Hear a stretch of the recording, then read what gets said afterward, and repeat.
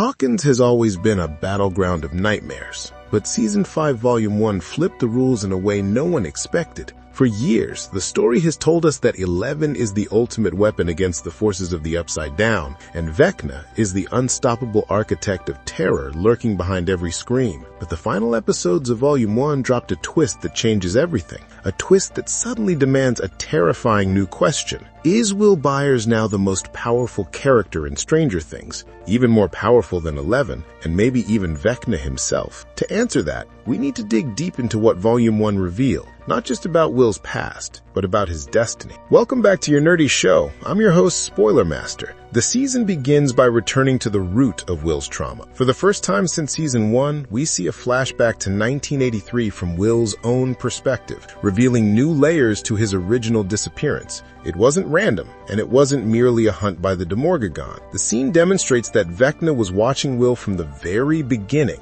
observing him when he was still defenseless, long before anyone knew the Upside Down had rules, hierarchies, or a ruler. This moment reframes Will's entire journey, suggesting that Vecna identified something in Will that wasn't present in other victims. Instead of a random abduction, it begins to resemble the first step of a long-term plan.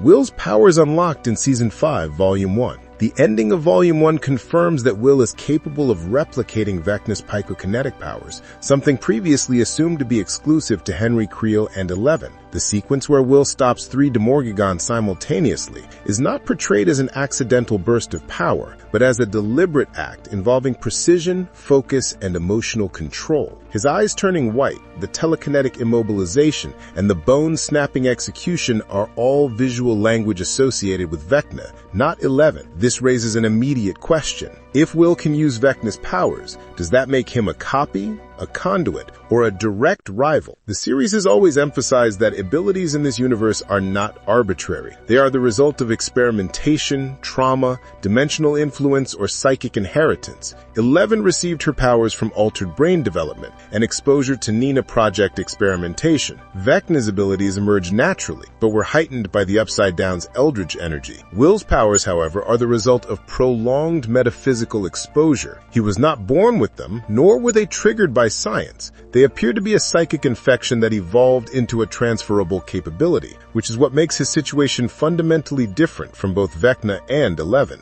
Will wasn't designed to be a weapon. He is becoming one through adaptation.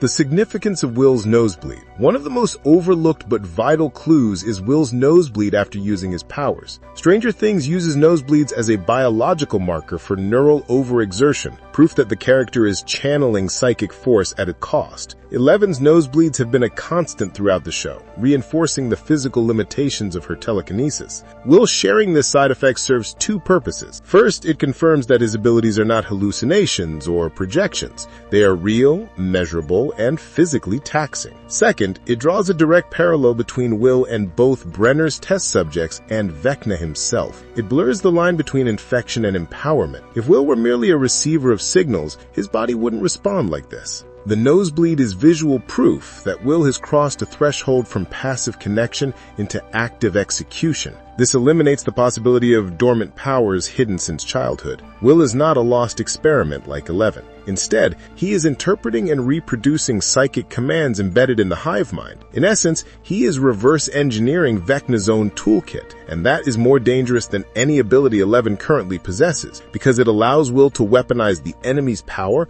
without needing to understand its original source. Beautiful things together, William.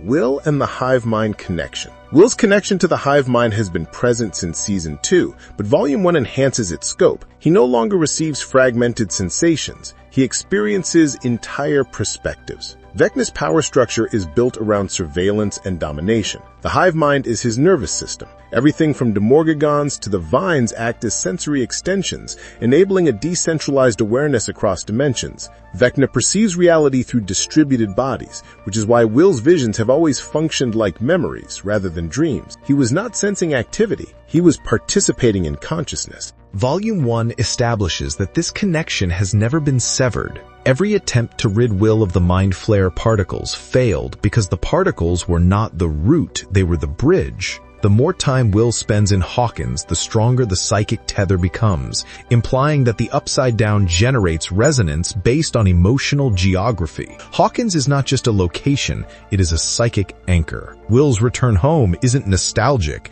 it is catalytic. The moment Will understands how to interpret the hive mind rather than fear it, the dynamic shifts. Instead of being watched, he begins to watch back. Instead of being influenced, he influences. This is where the threat to Vecna becomes existential. The hive mind was never intended to function bidirectionally. Vecna controls it because he believes only he can. Will accessing it transforms a dictatorship into a contested territory. For the first time, Vecna can be outplayed from within. The sorcerer comment and its hidden meaning. Mike's offhand remark calling Will a sorcerer is easily dismissed as a typical Mike pep talk, but within the Dungeons & Dragons framework of the series, the line carries structural meaning. A sorcerer in D&D does not learn magic through study like a wizard. Their power comes from innate connection to a deeper, mysterious source, often one they do not fully comprehend. This fits Will perfectly. His powers are not trained or taught. They are instinctive reactions to psychic stimuli. Mike unknowingly assigns Will the correct archetype, teasing the reveal of his latent potential. Robin's analogy of Will acting like a radio receiver also contributes to the metaphor. If Will is a receiver, the hive mind is the broadcast, and Vecna is the broadcaster. But sorcerers don't remain receivers, they become conduits. By the end of Volume 1, Will ceases to merely interpret signals and begins producing them. He stops being a reflection of Vecna and becomes a competitor to him. This is the thematic shift the season has been building toward. Will reclaiming agency not by escaping his connection, but by weaponizing it. Is Will more powerful than Eleven and Vecna? Comparing raw power is not enough. Eleven's strength lies in emotional impulse and learned control. Her powers allow her to create energy bursts, move objects, and manipulate sensory environments. Vecna's advantage lies in psychological domination and structural integration with the Upside Down. His powers are not isolated abilities. They are part of a larger biological and metaphysical network that gives him omnipresent vision and influence. Will occupies a hybrid position. He does not match Eleven in emotional projection or Vecna in infrastructure control. Instead, he bridges both. He has psychic execution like Vecna and emotional grounding like Eleven, but he is also something neither of them is: adaptable. Eleven's powers have fixed patterns. Vecna's powers have rigid architecture. Will's powers are evolving in real time. He is learning not through instruction, but through resonance. This makes his ceiling unpredictable. If Will fully understands how to manipulate the hive mind rather than merely observe it, he becomes more dangerous than Vecna